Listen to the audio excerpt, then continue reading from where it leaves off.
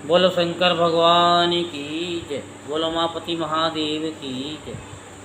आज शिव पुराण की कथा संपूर्ण होने जा रही है।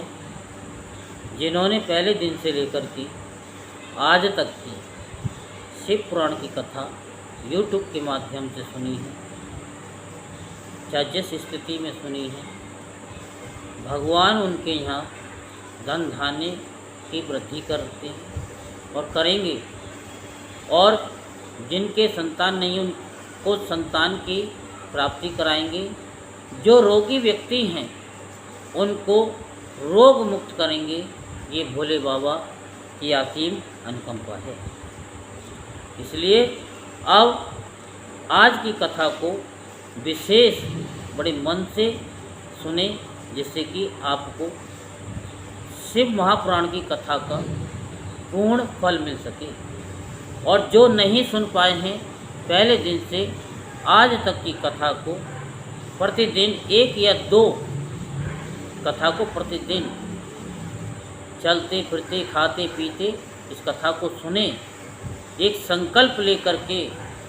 तो सुनने मात्र से जो आप सोचोगे वो भोले बाबा आपको देंगे, क्योंकि भोले बाबा से कुछ भी छुपा हुआ नहीं है। आप अंतर मन से उनसे मांगिए। ये नहीं कि दुख काटो,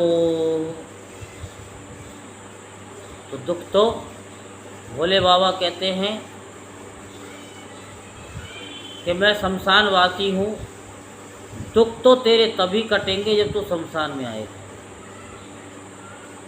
अगर आप शमशान में जाना चाहते हो तो ठीक है, भोले बाबा कहते मोस्ट वेलकम। तो इसीलिए हम कहते हैं। और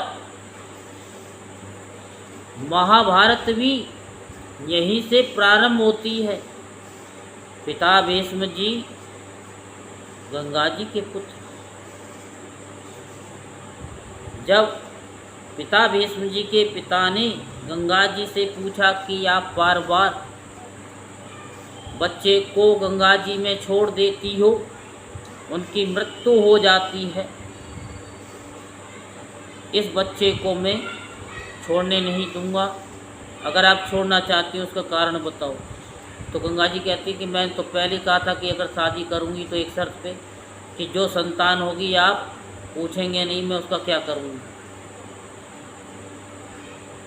और आप पूछते हो तो मैं बताती हूँ कि एक माँ नहीं चाहती कि मेरा बच्चा इस संसार में दुख भोगे। इसीलिए मैं अपने हाथ से गंगा जी में जल में प्रवाह कर देती थी कि बड़े बड़े कष्टों को सहने से अच्छा है कि एक बार ही इसका गोविंदाय नमो नमः हो जाए। और गंगा जी पिता भीष्म को दे करके चली जाती हैं। तो बताइए, पिता भीष्म जी कृष्ण भगवान के होते हुए भी, उनके साथ में रहते हुए भी कितने दिनों तक बाणों की सैया पे रहे। तो सोचो, आप और हम किस गिनती में हैं। अगर भगवान से मांगना है तो केवल भगवान से एक ही चीज़ मांगिए कि मेरे दिल में मेरे भोले तू अपना नाम रहने दे, और अपने नाम के भक्ते सदा निष्काम रहने दे। मेरे दिल में मेरे भोले तू अपना नाम रहने दे। नहीं दिल मान का भूखा, नहीं परवाह शोहरत की, जुदा करना न चरणों से चाहे बदनाम रहने दे। मेरे दिल में मेरे भोले तू अपना नाम रहने दे। नहीं दिल मान का भूखा, नहीं परवाह शोहरत की, जुदा करना न चरणों से चाहे बदनाम रहने दे। मेरे दिल में मेरे भोले तो अपना नाम रहने दे। नहीं दिल मान का भूखा, नहीं परवाह शोहरत की। मान का भूखा नहीं, न परवाह न शोहरत की। और आगे भक्त क्या कहता है? मेरे अपमान और इज्जत के ठेकेदार बन जाओ, तुम्हारा नाम हो जाए, मुझे बेनाम रहने दो। मेरे दिल में मेरे भोले तो अपना नाम रहने दो। और आखिर में भक्त क्या कहता है? जो शिव का भक्त है, केवल शिव का ही भक्त है, मेरी ये अर्ज है भोले, जरा दिल थाम कर सुन ले। मेरी ये अर्ज है भोले, जरा दिल थाम कर सुन ले। तेरा दीदार हो जाए तो बेड़ा पार हो जाए। तेरा दीदार हो जाए तो बेड़ा पार हो जाए। मेरे दिल में मेरे भोले तो अपना नाम रहने दे।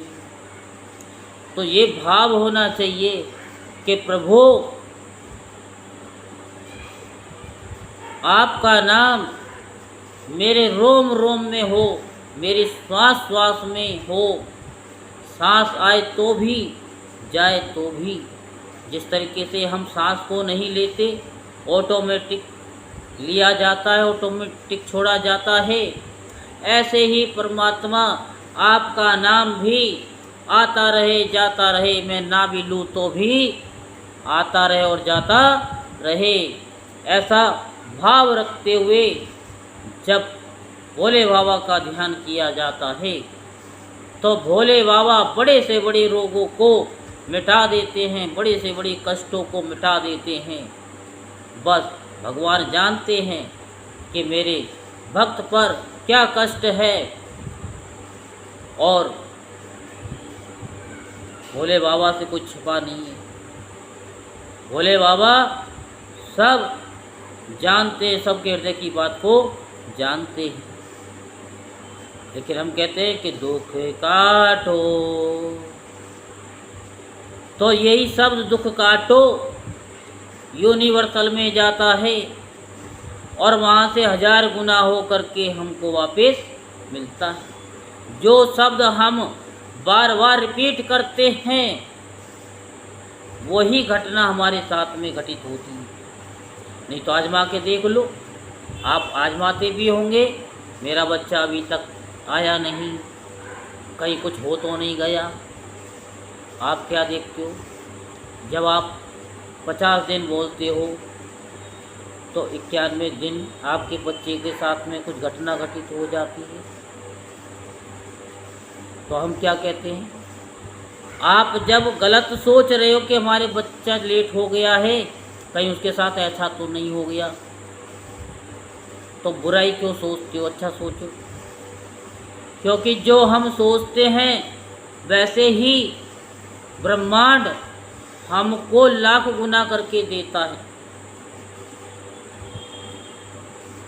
हम सोचते हैं हम गरीब आदमी हैं, हमारे पास तो पैसा आ ही नहीं सकता है, हम तो इसके लिए बने ही नहीं हैं, तो आप गरीब ही रहोगे। नहीं, आप सोचो हम बिल्कुल अमीर हैं। जब हम अमीर हैं, हम करोड़पति हैं, हम अरबपति हैं, जब इन शब्दों का यूज करते हैं तो एक ना एक दिन हम करोड़पति बनते ही हैं, अरबपति बनते ही हैं। तो इसलिए जो हम बोलते हैं वही बनते हैं। आप ये मत कहना बोलने से क्या होता है, बोलने से तो बहुत कुछ हो जाता है। यदि आपको कोई गाली देता है, कुछ नहीं होता, तो फिर बुरा क्यों मानते हो? बुरा मानते हो ना, तो ऐसे ही समझ लो कि जब बोलने मात्र से सब कुछ होता है तो अच्छा सोचो, अच्छा बोलो। 100 बातों की एक ही बात है, क्योंकि कथा समापन की ओर जा रही है,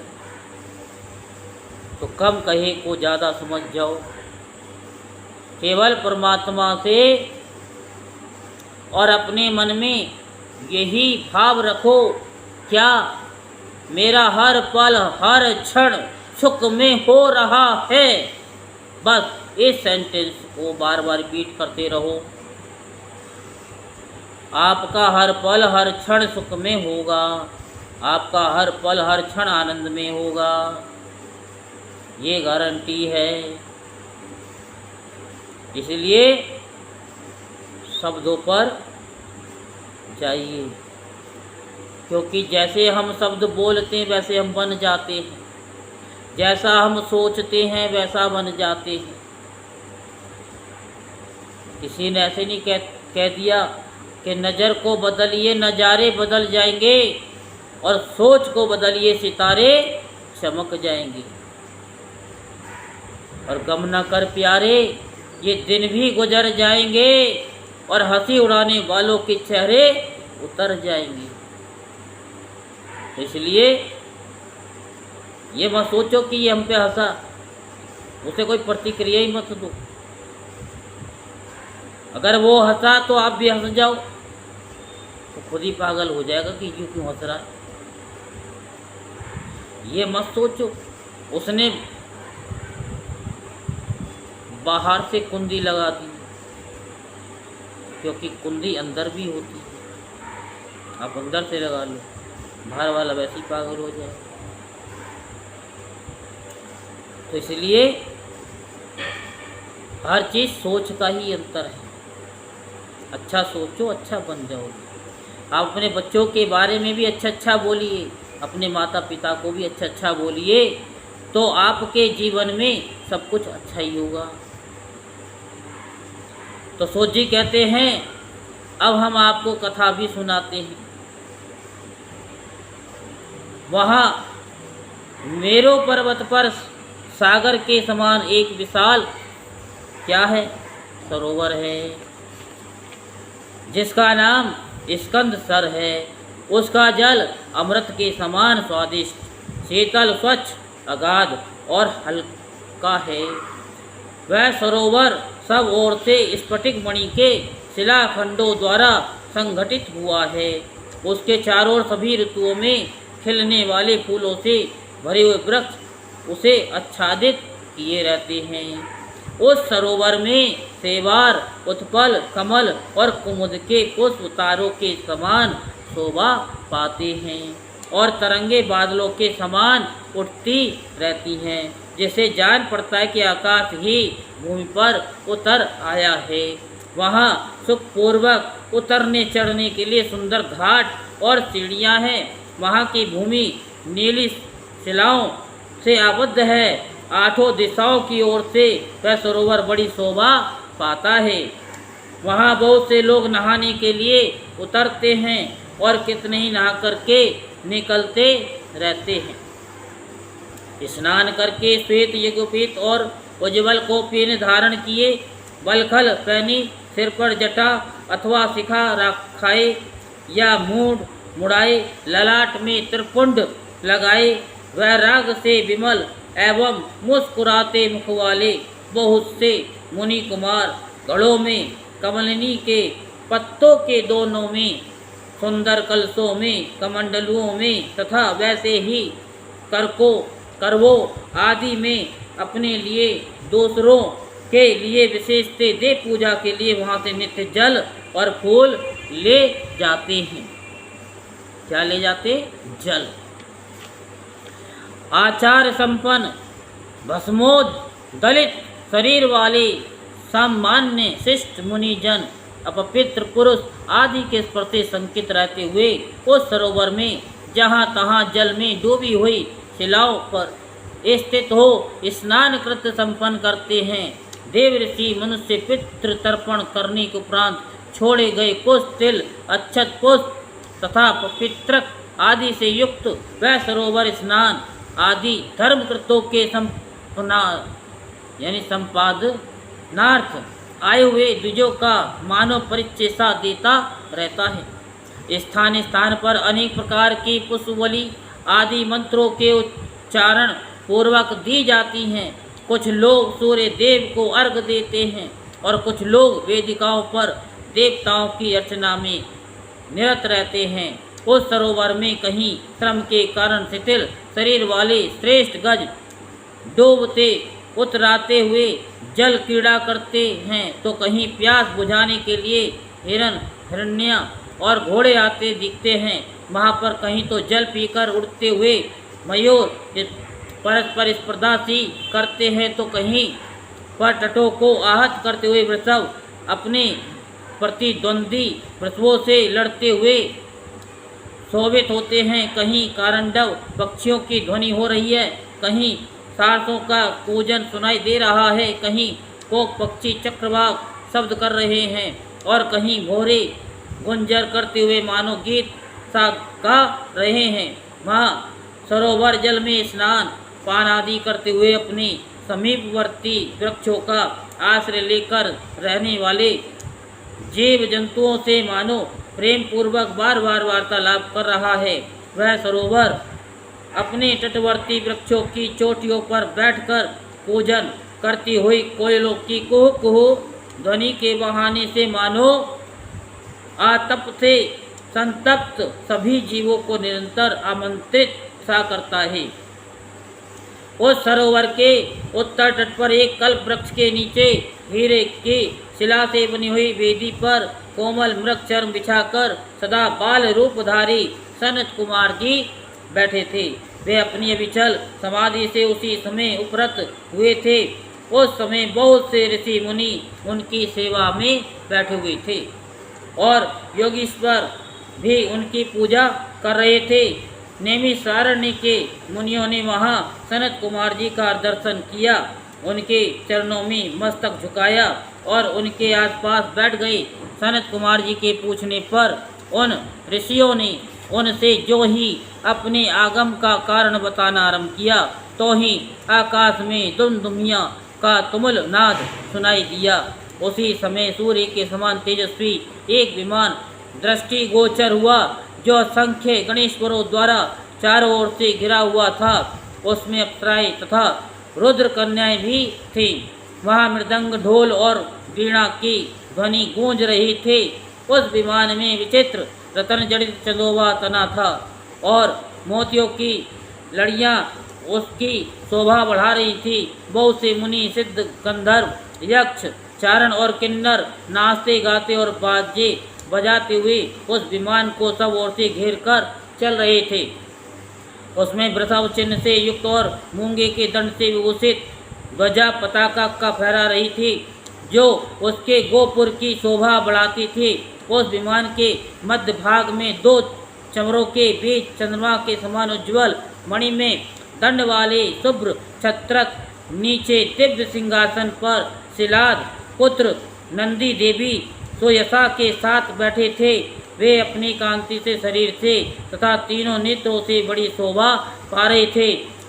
भगवान शंकर को आवश्यक कार्यों की सूचना देने वाले वे नंदी मानो जगत सृष्टा शिव के अलंघनीय आदेश का मूर्तिमान स्वरूप होकर वहाँ आए थे, अथवा उनके रूपों में मानो साक्षात शंभु का संपूर्ण अनुग्रह है साकार रूप धारण करके वहाँ सबके सामने उपस्थित हुआ था। शोभाशाली श्रेष्ठ त्रिशूल ही उनका युद्ध है। वे विश्वेश्वर के गणों के अध्यक्ष हैं और दूसरे विश्वनाथ की भांति शक्तिशाली है। उसमें विश्व सृष्टा विधाताओं का भी निग्रह और अनुग्रह करने की शक्ति है। उनके चार भुजाएं अंग से उदारता सूचित होती है। वे चंद्रलेखा से विभूषित है। कंठ में नाग और मस्तक पर चंद्रमा उनके अलंकार हैं। वे साकार ऐश्वर्य सक्रिय सामर्थ्य के स्वरूप से जान पड़ते हैं। भले भांति प्राप्त हुए मोक्ष अथवा निकट उपस्थित हुए सर्वज्ञ के परमात्मा के समान प्रतीत होने वाले उन्हें देखकर ऋषियों सहित ब्रह्मपुत्र सनत कुमार का मुख प्रसन्नता से खिल उठा। वे दोनों हाथ जोड़कर उठे और उन्हें आत्मसमर्पण सा करते हुए खड़े हो गए। इतने में ही वहाँ विमान धरती पर आ गया। सनत कुमार ने देव नंदी को साष्टांग प्रणाम करके उनकी स्तुति की और मुनियों का परिचय देते हुए कहा, ये 6 कुलों में उत्पन्न ऋषि हैं जो निमिषारण में दीर्घ काल से सत्र का अनुष्ठान करते थे। ब्रह्मा जी के आदेश से आपका दर्शन करने के लिए वे लोग पहले से ही यहाँ आए हुए हैं। ब्रह्मपुत्र सनत कुमार का ये कथन सुनकर नंदी ने दृष्टिपात मात्र से उन सबके पासों को तत्काल काट डाला और ईश्वरीय शिव धर्म एवं ज्ञान योग का उपदेश देकर वे फिर महादेव जी के पास चले गए। सनत कुमार ने वह समस्त ज्ञान साक्षात मेरे गुरु व्यास को दिया। पूजनीय व्यास जी ने मुझे संक्षेप से वह सब कुछ बताया और उस ज्ञान को मैंने संक्षेप में आप लोगों को बताया। त्रिपुरारी शिव के इस पुराण रतन का उपदेश वेद के न जानने वाले लोगों को नहीं देना चाहिए। जिस शिष्य के गुरु में भक्ति न हो उसको ये नास्तिकों को भी इसका उपदेश नहीं देना चाहिए। यदि मोहबत इन अनाधिकारियों को इसका उपदेश दिया गया तो यह नरक प्रदान करता है। जिन लोगों ने सेवानुगत मार्ग से इस पुराण का उपदेश दिया, लिया, पढ़ा अथवा सुना है उनको ये सुख तथा धर्म आदि त्रिवर्ग प्रदान करता है और अंत में निश्चय ही मोक्ष देता है। एक पौराणिक मार्ग के संबंध से आप लोगों ने और मैंने एक दूसरे का उपकार किया है, अतः मैं सफल मनोरथ होकर जा रहा हूँ। हम लोगों का सदा सब प्रकार से मंगल ही हो। सूर्य जी के आशीर्वाद देकर चले जाने और नैमिषारण्य के अंतर्गत स्थित प्रयाग तीर्थ में उस महायज्ञ के पूर्ण हो जाने पर वे सदाचारी मुनि विषय कलुषित कलिकाल के आने से काशी के आसपास निवास करने लगे। तदंतर पशुपात से छूटने की इच्छा से उन सबने पूर्णतः पाशुपत व्रत का अनुष्ठान किया और संपूर्ण बोध एवं समाधि पर अधिकार करके वे अनिद्ध महर्षि परमानंद को प्राप्त हो गए। व्यास जी कहते हैं, ये शिव पुराण पूरा हुआ। इस हितकर पुराण को बड़े आदर एवं प्रयत्न से पढ़ना तथा सुनना चाहिए। नास्तिक, श्रद्धाहीन, छठ महेश्वर के प्रति भक्ति से रहित तथा धर्म ध्वजी पाखंडी को इसका उपदेश नहीं करना चाहिए। इसका एक बार श्रवण करने से ही सारा पाप भस्म हो जाता है। भक्तिहीन भक्ति पाता है और भक्त भक्ति की समृद्धि का भागी होता है। दोबारा श्रवण करने पर उत्तम भक्ति और तीसरी बार सुनने पर मुक्ति सुलभ हो जाती है। इसलिए मुमुक्ष पुरुषों को बारंबार इसका श्रवण करना चाहिए। जिन्होंने यहाँ तक ये कथा सुनी वो फिर पहले दिन से लेकर के अब तक की कथा को सुने, फिर पहले दिन से लेकर के अब तक की कथा को सुने, 3 बार सुन लें, आपकी मुक्ति निश्चित है। मैं नहीं कह रहा हूँ, ये शिव पुराण की कथा कह रही है। किसी भी उत्तम फल को पाने के लिए शुद्ध बुद्धि से इस पुराण की 5 आवृत्ति करनी चाहिए। ऐसा करने से मनुष्य उस फल को प्राप्त कर लेता है, इसमें संशय नहीं है। प्राचीन काल के राजाओं, ब्राह्मणों तथा श्रेष्ठ ऋषियों ने इसकी 7 आवृत्ति करके शिव का साक्षात दर्शन प्राप्त किया है। इसलिए फिर दोबारा से एक पहले दिन से लेकर के अब तक, फिर पहले दिन से अब तक 7 बार सुन लें तो क्या है कि शिव का साक्षात दर्शन होता है तो होता है, तो होता है, तो होता है।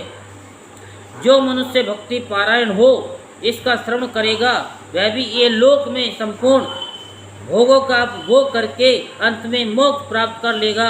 ये श्रेष्ठ प्राण भगवान शिव को अत्यंत प्रिय है। ये वेद के तुल्य माननीय भोग और मोक्ष देने वाला है तथा भक्ति भाव को बढ़ाने वाला है। अपने प्रमथ गणों, दोनों पुत्रों तथा देवी पार्वती के साथ भगवान शंकर इस पुराण के वक्ता और श्रोता का सदा कल्याण करते हैं। बोलो शंकर भगवान की जय। और भगवान आप सभी का कल्याण करें। मेरे भोले बाबा के सिवा कहीं दिल ना लगाना। और लगाओगे तो क्या होगा? वरना पड़ेगा तुमको आंसू बहाना। मेरे भोले बाबा के सिवा कहीं दिल ना लगाना। बोल शंकर भगवान की जय। हम आपको बहुत बहुत आशीर्वाद देते हैं। यहाँ तक आपने कथा सुनी, भगवान आप पे ऐसी कृपा करे कि आप फिर दोबारा से पहले दिन से अब तक सुने, फिर पहले दिन से अब तक सुने, ऐसे 7 बार सुन लें। आपको भोले बाबा के दर्शन हो। इस व्यासपीठ से हम आपको यही आशीर्वाद देते हैं। बोलो शंकर भगवान की जय। बोलो उमापति महादेव की जय। हर हर महादेव, हर हर महादेव, हर हर महादेव।